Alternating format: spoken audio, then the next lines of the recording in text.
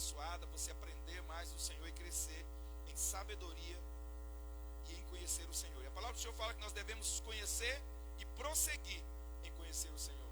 Talvez as pessoas param, conhecer um pouco e já para, mas o Senhor fala que devemos conhecer e prosseguir em conhecer o Senhor Jesus. Então venha prosseguir em conhecer o Senhor na nossa turma do cursão. Então as aulas, amanhã não tem aula, mas vai ter na outra segunda-feira, em nome de Jesus.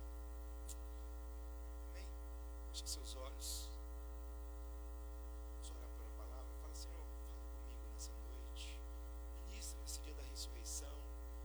Quero ter clareza do seu sacrifício por mim, da obra consumada na cruz. Vem, Espírito de Deus. Deus, ministra no nosso coração, no coração da igreja, para que haja vida, para que haja transformação. É a sua palavra que é o pão vivo que desceu do céu. Essa é a sua palavra que é o alimento para nós. Oh Deus, me usa nessa noite. Oh Deus, e traga revelação na vida de cada irmão, que ele possa receber a sua palavra e ter revelação dessa palavra em nome de Jesus. Amém. Amém. No final, nós vamos fazer oração. Tem duas pessoas que pediram oração por cura. No final, nós vamos orar por essas pessoas. Uma é o professor Fernando, né, do Colégio Elias, e o outro, qual que é a outra pessoa? Neise. Vamos orar no final do culto. Mas eu quero compartilhar uma palavra com você, meus irmãos, que são as 7 palavras, as 7 últimas palavras que Jesus falou na cruz.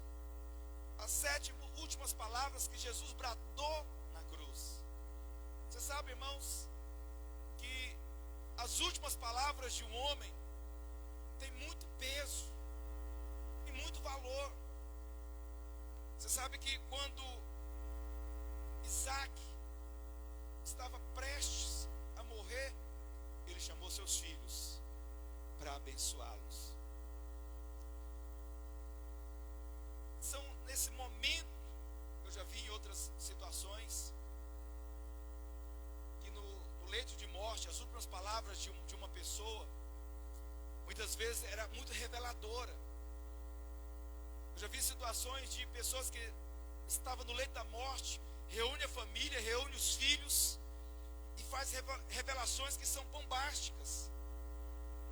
Revelações, né, ele vai revelar de algo que ele fez, né, ou deixou de fazer, alguma situação. Então, as palavras de um homem no seu leito de morte, elas são muito, muito fortes. Ela tem uma simbologia e um poder de mudar a vida dali para frente das pessoas. E as palavras de Jesus não foram diferentes, porque ele estava nos seus minutos finais de vida. E ali na cruz, onde ele estava, ele pôde bradar 7 palavras que são muito reveladoras e poderosas para nós. São essas últimas palavras, ela sintetiza a obra consumada de Jesus. Essas últimas palavras que Jesus fala ali na cruz, 7 últimas palavras, ela traz um poder para a nossa vida dali para frente. Ele mostra o que Jesus veio fazer. E mostra a consumação da sua obra. Mostra a consumação do propósito de Jesus, do propósito de Deus na vida de Jesus por nós. Então essas últimas palavras, as últimas palavras de um homem, elas precisam ser levadas muito a sério. E as últimas palavras de Jesus, nós precisamos levar a sério. Porque elas são poderosas para nós. Ela revela o seu caráter, revela a sua vida, revela o seu propósito, revela o poder de Jesus, revela o poder da obra consumada dele na cruz. Então, essas últimas palavras falam de algo poderoso. E nós devemos meditar nessas palavras, recebê-las na nossa vida, mas com revelação, com clareza. Porque diante de tanta dor, de tanto sofrimento, porque o castigo que nos impedia de ter paz foi colocado sobre Jesus ali na cruz. Então Jesus estava sofrendo muito, já tinha apanhado muito, 39 chicotadas, ele já tinha sofrido escárnio, ele já tinha sofrido, né, cuspidas, humilhações, já tinha sido despido das suas vestes. Mas mesmo lá na cruz, ele libera essas palavras, que elas ecoam, ela tem poder até hoje, vai ter até a volta de Jesus, porque ela deixou isso para o homem. Revela o coração do Senhor, revela a vida do Senhor, o amor de Deus por nós, nessas últimas palavras de Jesus. Então, no livro de Lucas, capítulo 23, versículo 34, Lucas 23, versículo 34, a palavra nos fala de algo.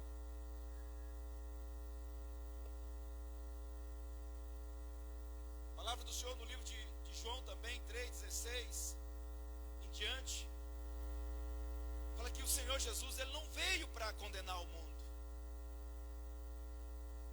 Jesus, ele veio unicamente para salvar o mundo, para salvar o homem, para trazer restauração na comunhão do homem com Deus. Porque essa comunhão ela foi quebrada lá no Éden, quando Adão pecou, e eles foram expulsos da presença do Senhor. Essa comunhão foi quebrada, o espírito para Deus, o espírito do homem para Deus está morto. Mas ali na cruz, Jesus veio para restaurar essa comunhão, para trazer vida no espírito do homem, para restaurar a comunhão do homem de Deus com o homem e do homem com Deus. Então, ele veio para trazer essa salvação. E aqui no livro de Lucas, capítulo 23, 34, a palavra diz, foi a primeira palavra que Jesus ecoou então ali na cruz. Depois de tanto sofrer, de tantos ataques, de tantas feridas, de tanta chicotada, daquelas pessoas dizendo, solta Barrabás e crucifica Cristo. Pilatos então fala, então, vocês querem crucificar Cristo? Eu lavo minhas mãos. Pilatos tinha tudo para resolver. Ele tinha poder e autoridade para resolver a situação, mas ele resolveu lavar suas mãos. Não tomou a decisão que deveria tomar, deixou para o povo. E o povo então pediu que Barrabás fosse solto. E Jesus crucificado. Nós sabíamos que a vontade de Deus ia ser cumprida. Mas naquele dia, os homens escolheram a morte, escolheram Barrabás. Mas diante de tudo isso, Jesus brada da cruz. Ele ora ao Pai e fala, Pai, perdoa-lhes, porque não sabe o que faz. Não sabe o que fazem. Jesus estava ali no meio de homens, no meio de criminosos, no meio de ladrões, salteadores, mas diante dele existia uma turma, uma multidão de pessoas que estava se alegrando com o sacrifício de Jesus, com a crucificação de Jesus. Mas então Jesus na cruz, ele olha para aquelas pessoas, para aquela multidão, e fala com o Pai, e ora a Deus, Pai, perdoa, porque eles não sabem o que estão fazendo. Será que você, no seu momento de maior dor, de maior sofrimento, de maior crise, maior luta, será que você teria um coração para liberar perdão na vida de alguém, naquele momento mais tenso da sua vida? Pessoas te acusando, pessoas te humilhando, pessoas te maltratando, te ferindo, e você poder virar para elas e falar, está perdoado. Se orar para o Senhor, perdoa essas pessoas. Mas Jesus, recebendo tudo isso, ele mostrou o caráter do seu sacrifício e da sua vida. Que qual é? Perdoar pecados.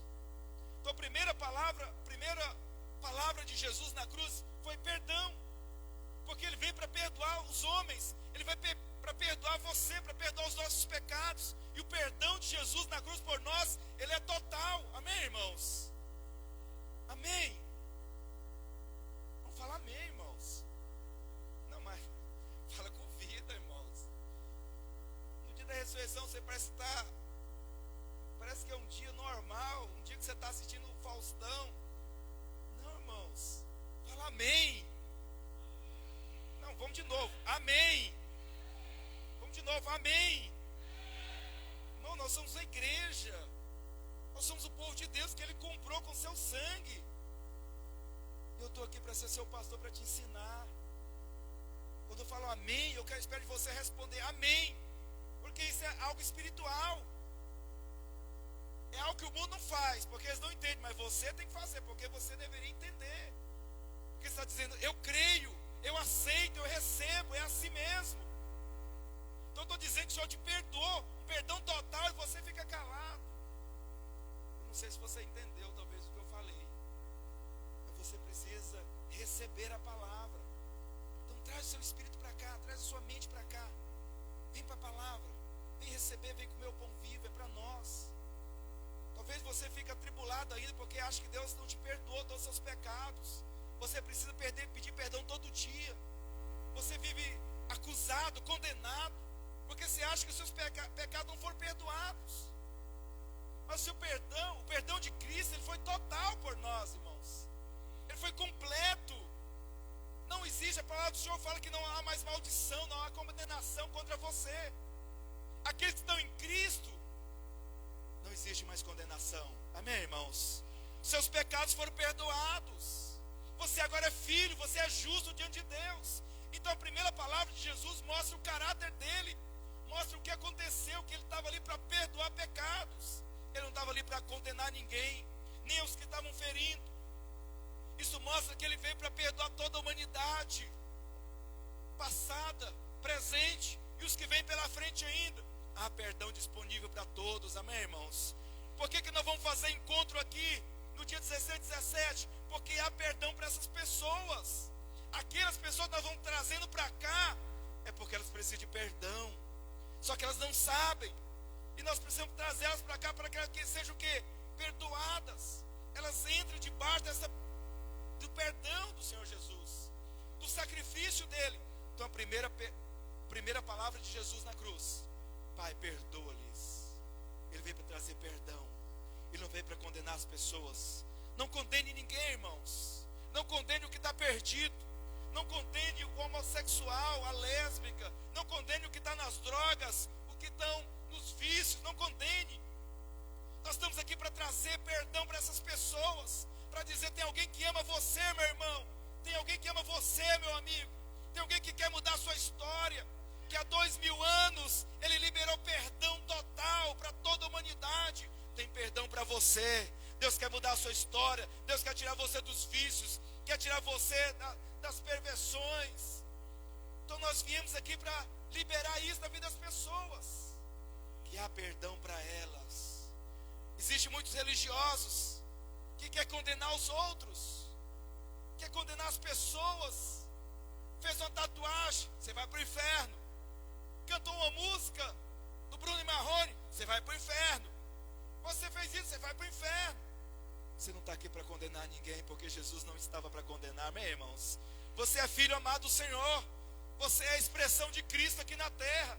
Nós estamos para trazer perdão, para trazer vida sobre as pessoas.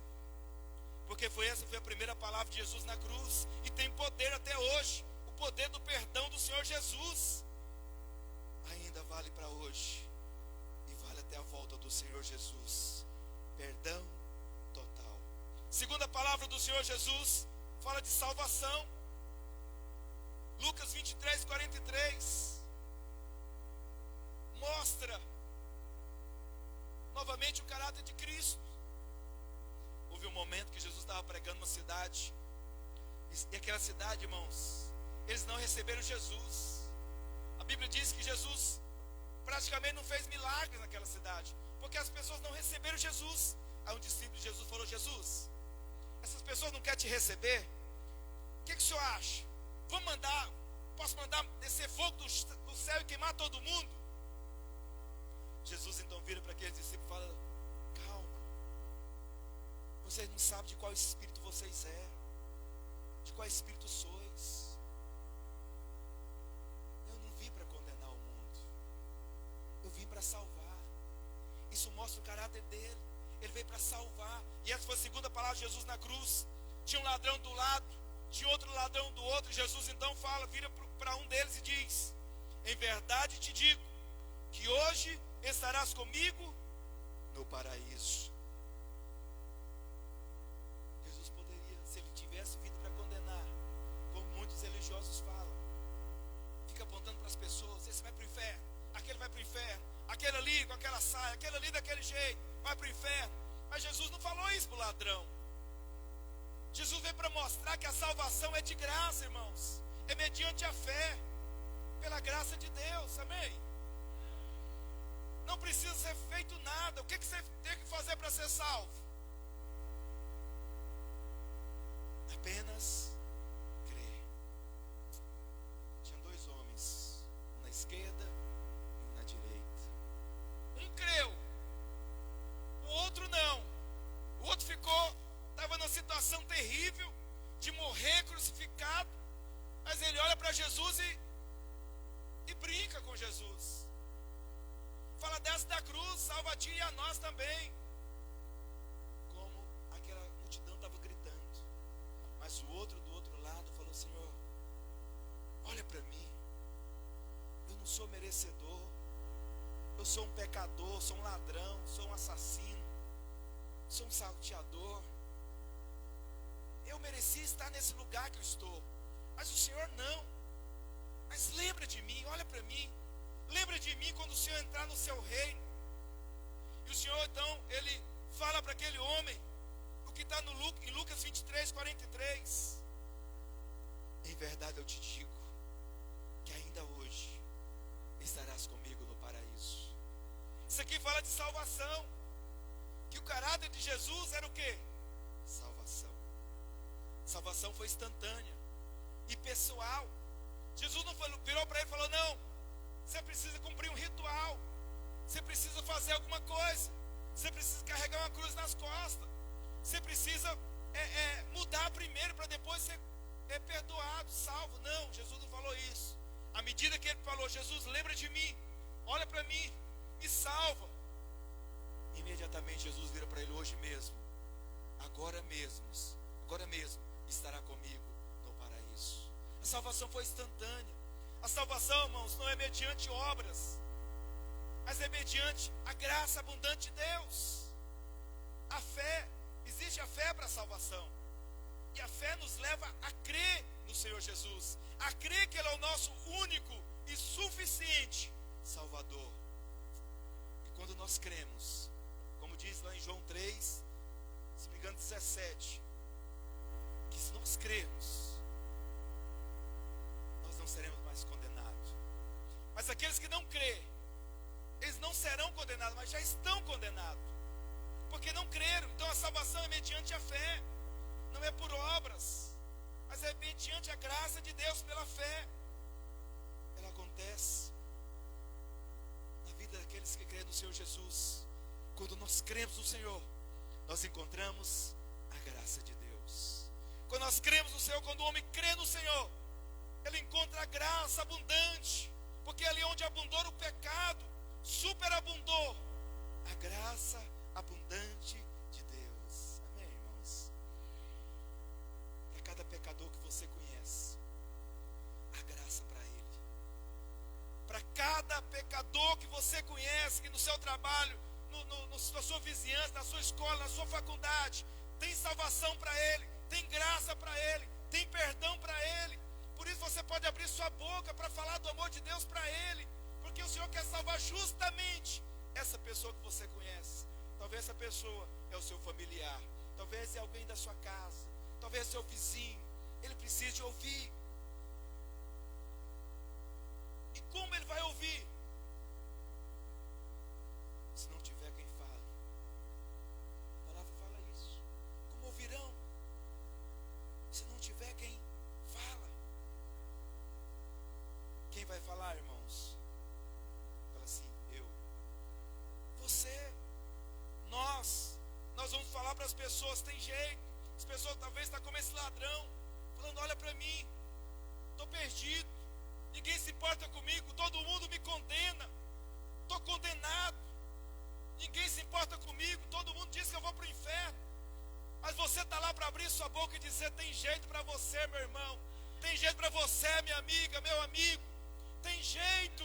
Tem alguém que foi pendurado na cruz, derramou o seu sangue para salvar você. Ele entrou no seu lugar, ele quer mudar a sua história.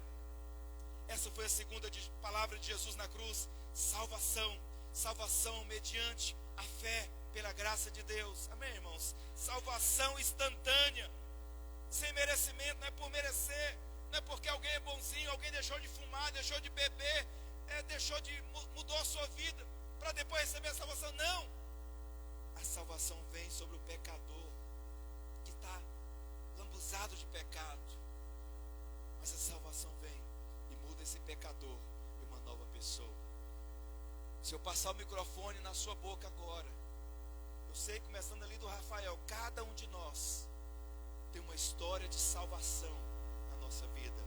Tem uma história onde o Senhor nos encontrou e mudou nossa história, mudou nossa vida, nos perdoou e mudou quem nós éramos e nos transformou em quem nós somos hoje. Amém, irmãos? O que é isso? A salvação entrou na nossa vida. A graça de Deus nos alcançou e mudou quem nós éramos. Terceira palavra de Jesus na cruz. Terceira palavra do Senhor Jesus na cruz fala de relacionamentos, fala da vida da igreja, fala da nossa vida. É por isso que é importante você estar aqui no culto, por isso que é importante você estar relacionando com irmãos na sua célula, porque foi a terceira palavra de Jesus na cruz. Ele estava ali no madeiro, no alto dali da cruz. A gente imagina que a cruz ela tinha mais ou menos ali uns quase 3 metros de altura. Então Jesus estava ali. E dali ele estava olhando a multidão. E logo à frente estava a sua mãe, chorando, desesperada. E do lado está o seu discípulo amado. Qual que é o nome do discípulo amado de Jesus, irmãos? Qual? Paulo Sérgio. Também é. Boa, Paulo Sérgio, boa. Mas ali naquele momento era João. Era João. Está quebrando o gelo, né, Paulo? Era João. João estava ali com a mãe de Jesus chorando também. Mas Jesus, do alto da cruz, ele olha para sua mãe e fala essas palavras. Qual? João 19, versículo 26 e 27. João 19, versículo 26 e 27. Isso fala do cuidado de Jesus conosco.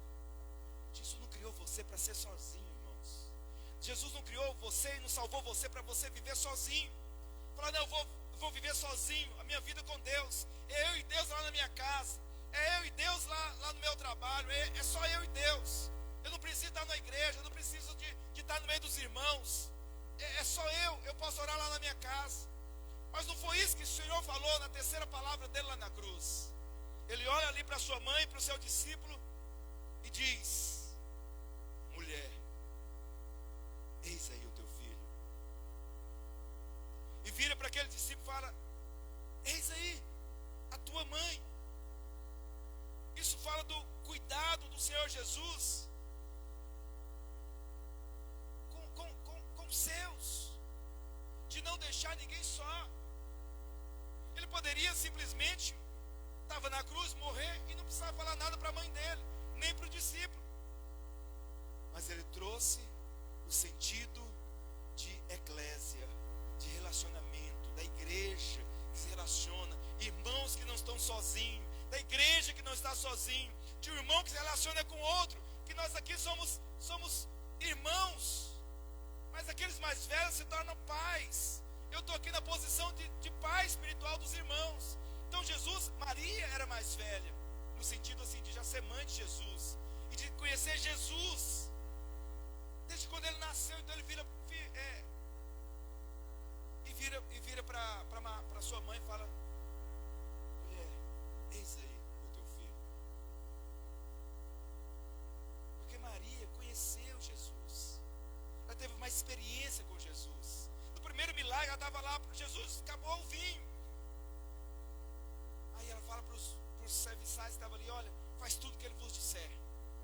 ela sabia que Jesus era o enviado de Deus, era o Filho de Deus, era o Messias. Ela tinha essa revelação. Por isso ela se tornou, Jesus então vira para ela, era a mais velha, vamos dizer, a que tinha mais maturidade espiritual. E ela mandou, então, Maria cuidar do discípulo, que tinha apenas 3 anos e meio que andava com Jesus. Assim, os irmãos mais velhos cuidam dos mais novos que estão chegando. E eu sou o irmão mais velho, como se fosse o pai espiritual dos irmãos. E eu preciso cuidar de você, preciso ministrar na sua vida, preciso falar com os irmãos. Por isso, quando eu falo para você, irmãos, abre a sua boca, fala, dá glória a Deus. É eu ensinando você, ensinando você diante da glória, diante da presença de Deus, como pai espiritual seu. Porque o Senhor nos chamou para viver em comunidade, em relacionamentos. Ele não deixou ninguém só. Então, a terceira palavra de Jesus na cruz fala de relacionamento, de um relacionamento espiritual. Então, o Senhor não nos deixou só, mas agora Ele entrega, é para que cada um cuida de alguém, cada um possa estar com alguém. Sabe, irmãos, esses irmãos estão aqui, está faltando muitos irmãos, mas você está vendo esses irmãos aqui, talvez esses irmãos estão faltando hoje, talvez vai passar, se eles faltarem um mês, talvez você nem liga para ele. Você, está faltando um irmão, faltando a irmã fulana, mas talvez você nem se importa no sentido assim de ligar. Falou, minha irmã, senti só falta no culto hoje. Você está bem? Está acontecendo alguma coisa? Porque é isso que deve acontecer, irmãos. É isso que deveria acontecer no nosso meio. Porque nós somos chamados para cuidar um dos outros. Não deixar ninguém só. Jesus não deixou a sua mãe só, não deixou seu discípulo só. Isso mostra que Ele deixou para nós vivermos em comunidade. E quando Ele ressuscitou, quando Ele ressuscitou no terceiro dia, que Ele encontra o discípulo, que Ele vai subir, depois de 40 dias, Ele reúne os discípulos e fala, olha, vocês vão ficar reunidos lá no cenáculo, até que do alto seja enviado o Espírito Santo. Jesus não deixou ninguém trabalhando, né, um cuidando da lavoura, um cuidando da pescaria, outro cuidando de outras coisas. Não, Ele mandou que eles estivessem reunidos, juntos novamente, porque eles falam de quê? Da comunhão, do relacionamento. Talvez você até luta em relacionar com pessoas. Irmãos, eu quero chamar a sua atenção hoje para isso. Quebra os paradigmas hoje. Você foi chamado para relacionar. Para com esse negócio que você não consegue relacionar com os irmãos, que você não tem o que conversar com outro irmão. Você tem muito para conversar, você tem muito para aprender, você tem muito para ensinar na vida da igreja. Então se abra para o irmão, se abra para a irmã, se abra para a pessoa que está do seu lado. Abra a sua boca. Quando você abrir sua boca, vai sair poder, vai sair unção da sua vida. Relacione com as pessoas. O Senhor nos criou para viver nesse relacionamento de irmãos, de pais espirituais, de mães espirituais. Amém, irmãos? Vocês estão entendendo? Amém? Então quebra a dureza. O mundo que gosta de viver cada um no seu canto. O mundo vive cada um isolado um do outro. O marido vive isolado da esposa, os filhos vivem isolados nos quartos. Mas a igreja não. No reino é com relacionamento. Lá no jardim, Deus tinha relacionamento com Adão e Eva. Ele vinha todo cair da tarde, relacionar com Adão. E a vida de Deus com seus filhos sempre foi assim, marcado por relacionamento. A nossa vida aqui da igreja tem que ser por relacionamento. Você sabe por que eu faço no final do culto, irmãos? Cumprimente uma pessoa, cumprimente quem está do seu lado, quem está na sua frente. Libera uma palavra na vida dele. Por que eu faço isso com você? Para você ter relacionamento com o seu irmão. Porque se eu deixar, eu fico daqui só olhando. Eu fico como Jesus está na cruz, né? Eu fico daqui só olhando os irmãos. Aí termina um culto, um pega ali, já sai. E não fala com ninguém. Quebra isso hoje, muda. Porque o Senhor te criou para ter relacionamento com a igreja. A igreja é cada um desses irmãos aqui. Você cumprimentar, você liberar uma palavra. Meu irmão, tem uma semana abençoada. Eu declaro uma semana poderosa na sua família, na sua casa. Eu declaro que essa semana vai abrir portas na sua vida. Eu declaro que nessa semana coisas boas vão acontecer na sua vida. Fala na vida do seu irmão. Isso é relacionamento. O Senhor nos criou para ter relacionamentos uns com os outros. Nós temos relacionamento com Deus, mas nós precisamos ter relacionamento com as pessoas. Ligue para alguém que você conhece, que não está aqui hoje ainda. Passou a mensagem. Liga para ela. E fala o quanto ela é importante. Isso fala da nossa vida como igreja. Amém, irmãos? Essa foi a terceira mensagem de Jesus na cruz. Relacionamento. Igreja. Quarta mensagem. Está lá em Mateus 27, 46. Foi um momento onde o Senhor ele se sentiu só. Ele estava na cruz. E nesse momento ele sentiu solidão. Toda a sua vida, todo o seu ministério, ele falava: Pai, Abba, Pai, Pai, eu te dou graças. Mas nesse momento, o Senhor, é como se o Senhor tivesse virado as costas para ele. Mas é porque nesse momento, a ira de Deus foi derramada sobre Jesus. Mateus 27, 46. Jesus diz: Deus meu, por que me desamparaste?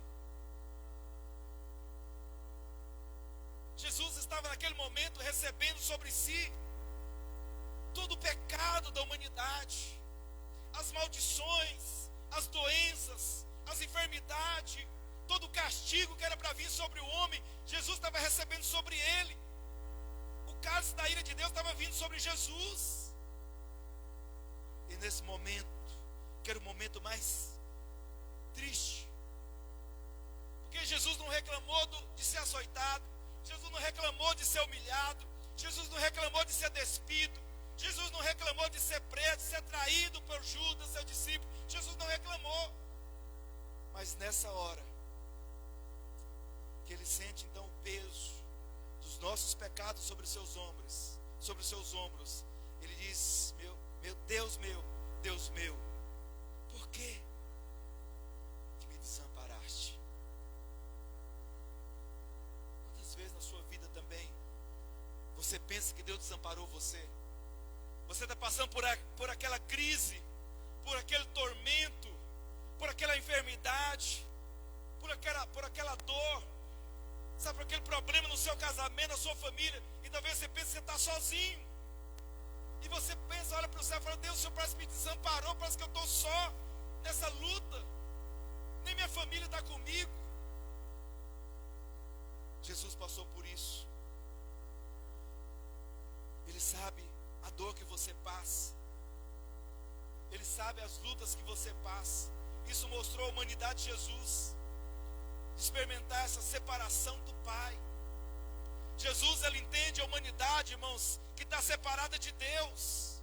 Aqueles que estão perdidos, que estão separados de Deus, Jesus entende o que ele sente devido a essa separação, por causa do pecado, que a Bíblia diz que o pecado separa o homem de Deus. Quantas pessoas à sua volta está separada de Deus? Quantas pessoas à nossa volta está separada de Deus? Porque está debaixo do pecado. E o pecado separa o homem de Deus. E Jesus se importa com ela porque Jesus entende o que é viver separado de Deus. Porque naquele momento, por causa do pecado da humanidade, houve separação. Ele sentiu essa separação. Ele falou: por que o Senhor me desampara? Por quê? Os momentos de silêncio de Deus, nós precisamos confiar nele. Jesus confiou no silêncio do Pai. Por mais que ele falou: Senhor, o Senhor parece que me abandonou, mesmo assim, Jesus confiou no Pai e continuou no seu sacrifício de entrega lá na cruz por nós. Jesus sabe o que é sofrer sozinho. Jesus entende nos entende o pecador.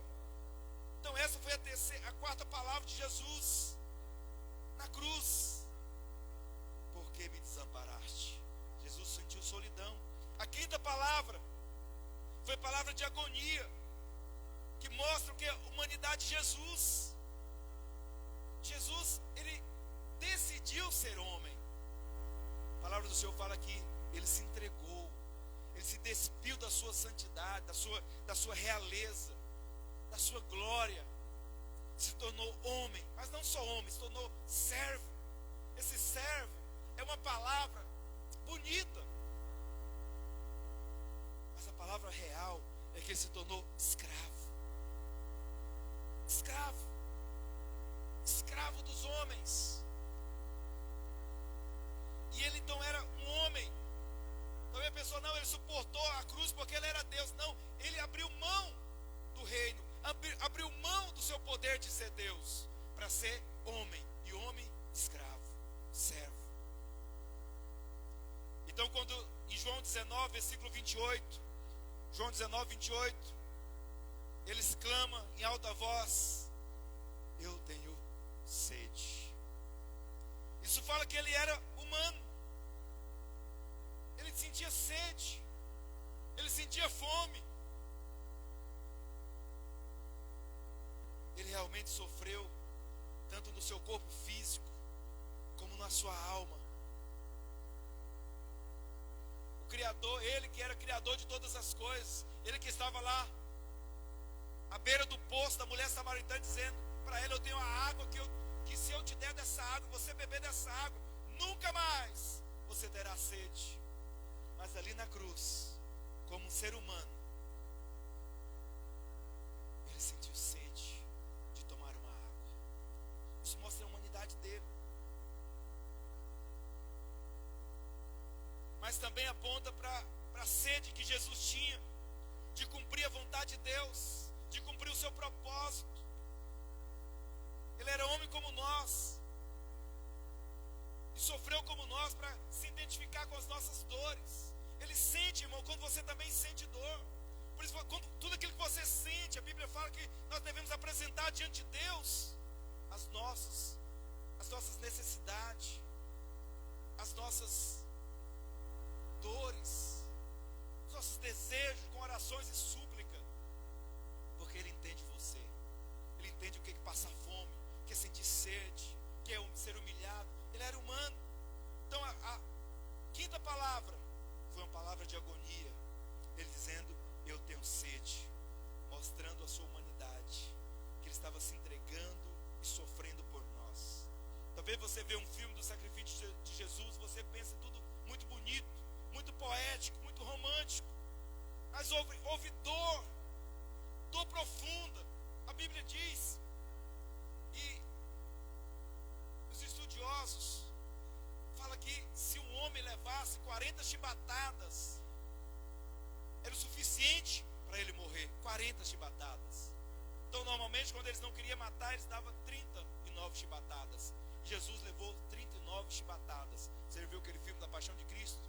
Vira de um lado, vira do outro, ele leva e o sangue jorra, abre, a sua carne abre, porque na ponta daquele chicote tinha ossos pontiagudos, que onde batia, pregava e vinha um pedaço de carne junto com a ponta daquele chicote.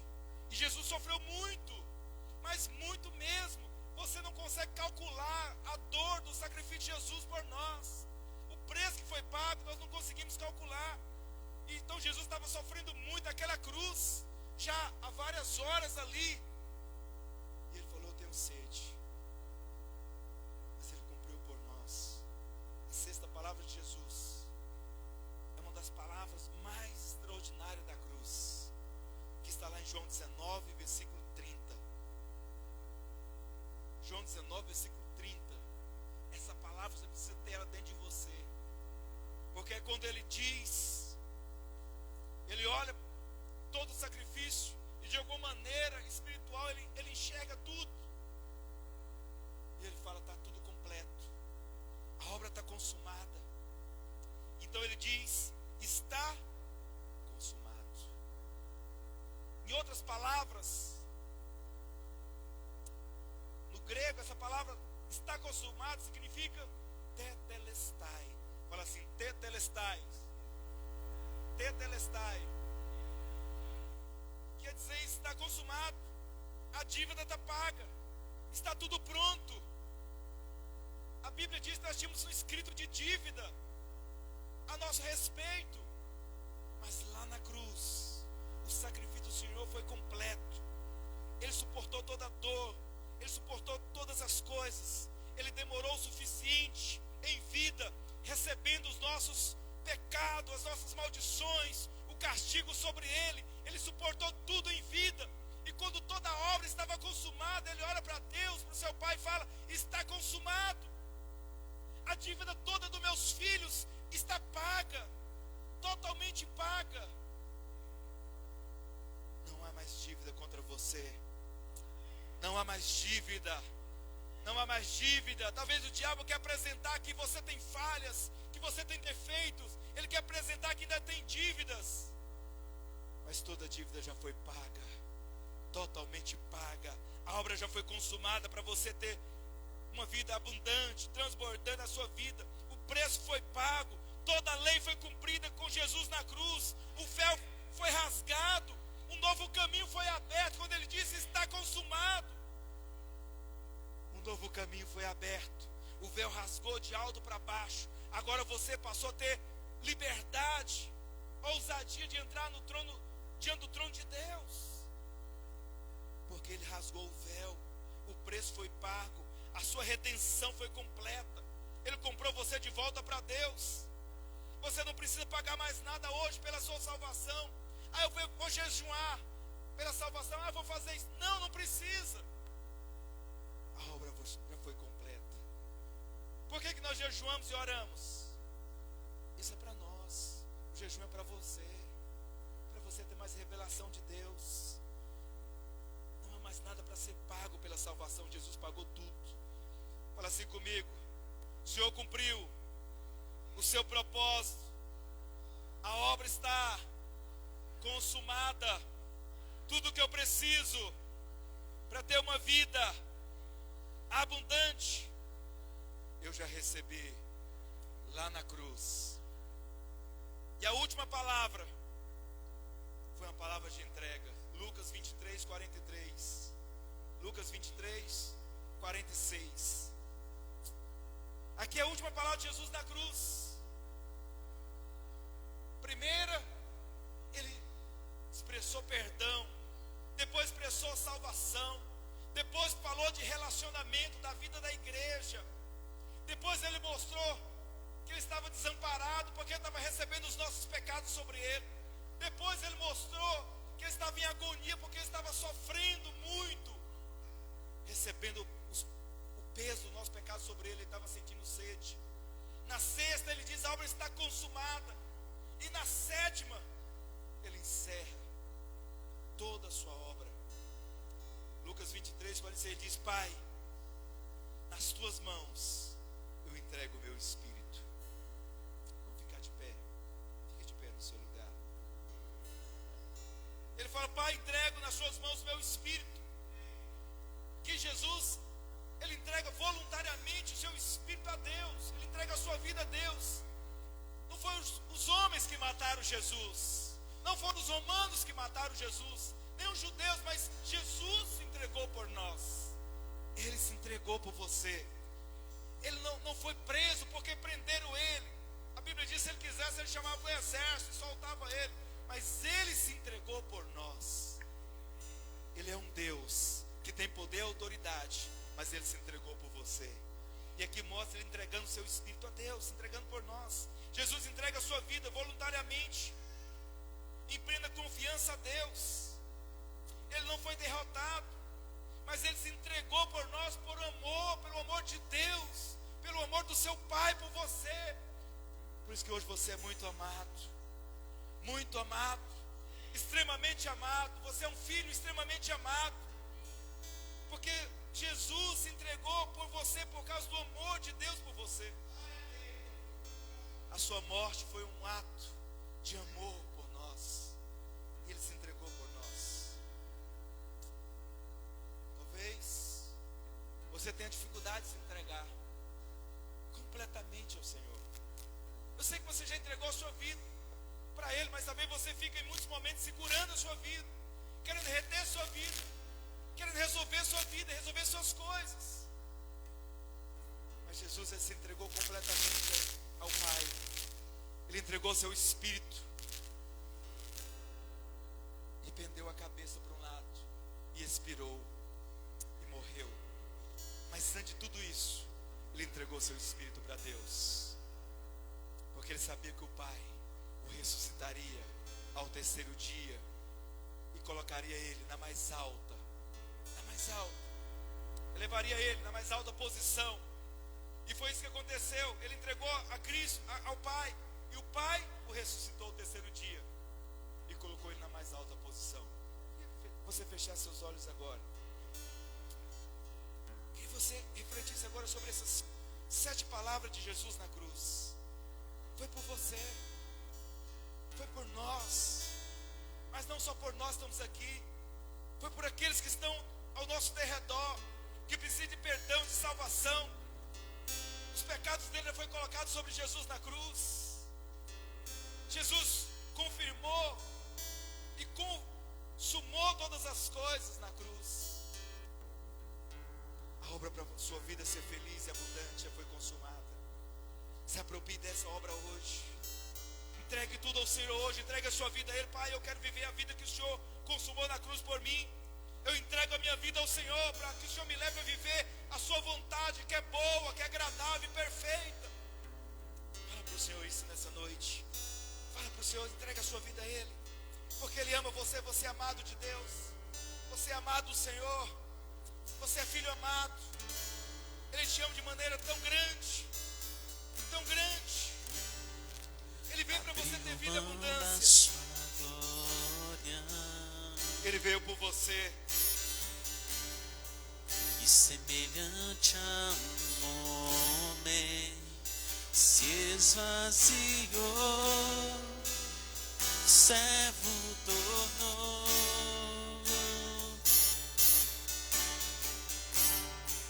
e a si mesmo se humilhou.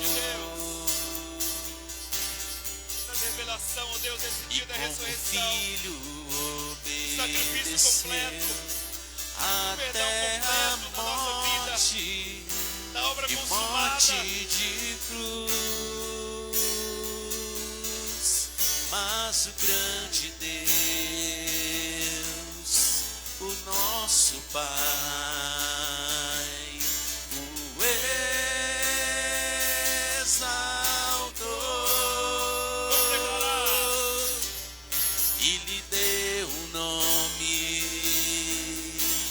Sobre todo nome nos céus e na terra e debaixo da terra, ao nome de Jesus todo joelho se dobrará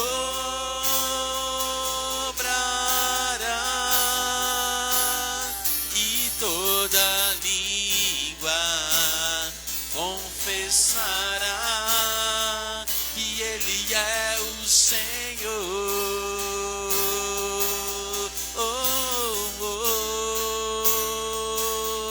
Jesus, nome sobre todo nome, nome sobre todo nome.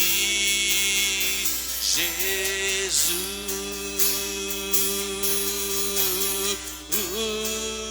nome sobre todo nome, nome sobre todo nome. Seu nome é maravilhoso, conselheiro, Deus forte, Pai da eternidade, príncipe da paz. Seu nome é maravilhoso, conselheiro, Deus forte, Pai da eternidade, príncipe da paz.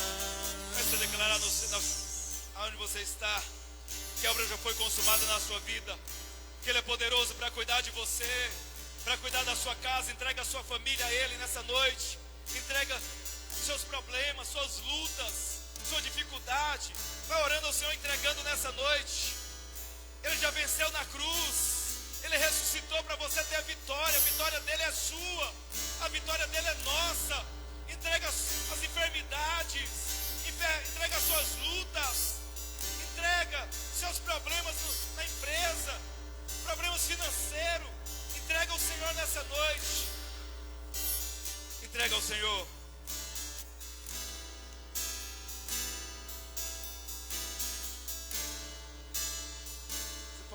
Senhor nessa noite.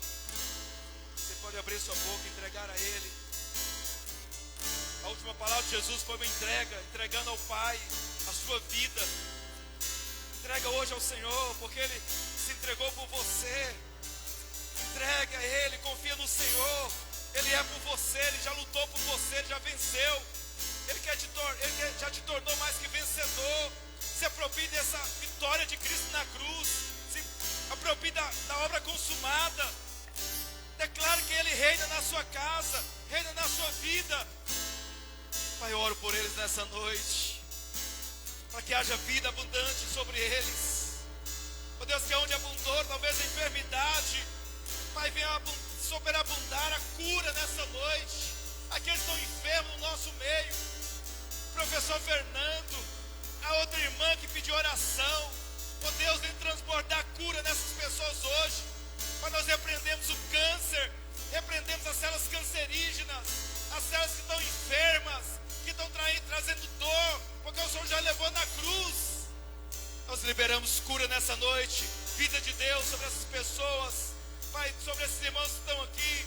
Uma semana de vitória, um casamento abençoado, ó Deus, famílias restauradas, filhos abençoados, ó Deus, prosperidade, riqueza, abundância do Senhor sobre cada área da vida deles. Pai, que eles possam viver uma vida de comunhão, de alegria, de provisão, sendo sustentados pelo Senhor. Que eles possam entrar nessa noite na obra consumada do Senhor. Que eles possam entregar todas as suas causas, seus problemas ao Senhor e confiar, assim como Jesus confiou, entregando o seu Espírito ao Senhor, em nome de Jesus. Amém. Amém, amados. Você pode dizer glória a Deus. Dê uma salva de palmas para o Senhor Jesus nessa noite, em nome de Jesus. Amém. Aleluia. Glória a